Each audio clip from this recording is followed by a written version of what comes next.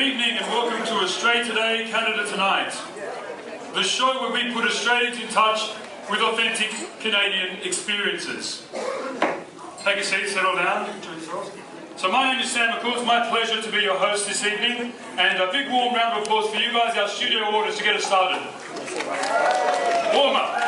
Harder. Good. That's better. You're going to wake up. Good. So, I'd also like to acknowledge our home viewers this evening. We're actually breaking a record tonight by broadcasting to over 3,000 countries across the world.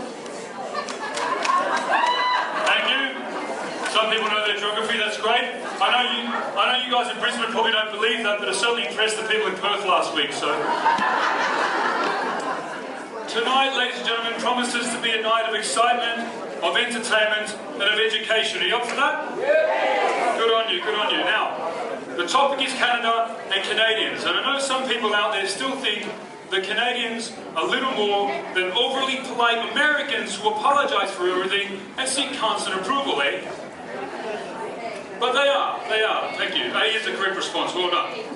So to put you in the mood tonight, ladies and gentlemen, I've done some research and I'm going to do a few comparisons between Canadian culture and one that we know ourselves, the Australian culture. Is that okay? Yeah. Good. Alright, first of all, when I was looking up the Lonely Planet Australia guide under the Dangers and Annoyances section, I discovered a few things. You'll see a list of animals, beginning with S.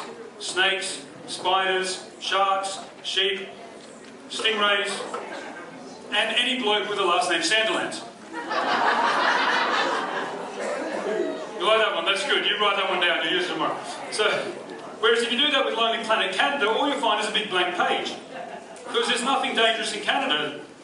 That's true. Even the grizzly bears, they don't bite, they just nibble. But when it comes to the population, also there's some similarities. For example, 80% of Australians live within 100 kilometres of the ocean.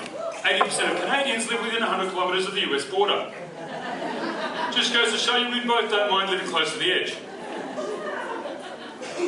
When it comes to the world's most livable cities, both countries top the bill. Canada has Toronto, Australia has Sydney. Both cities obsessed with the size of their gigantic towers. Canada has Montreal, Australia has Melbourne. Both cities think they're more European than the EU.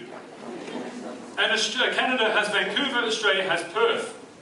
Both largely forgotten blocks on the west coast. Somebody from Perth here, that's not unusual.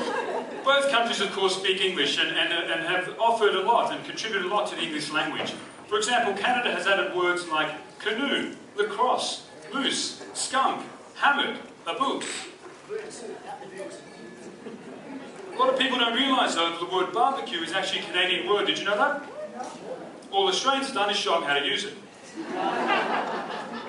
We have a lot of similarities in our cultures, of course. Both countries pronounce the last letter of the alphabet as Z, not Z. Both countries put the letter U in words like labour and honour and humour. The Americans don't really know what those words mean.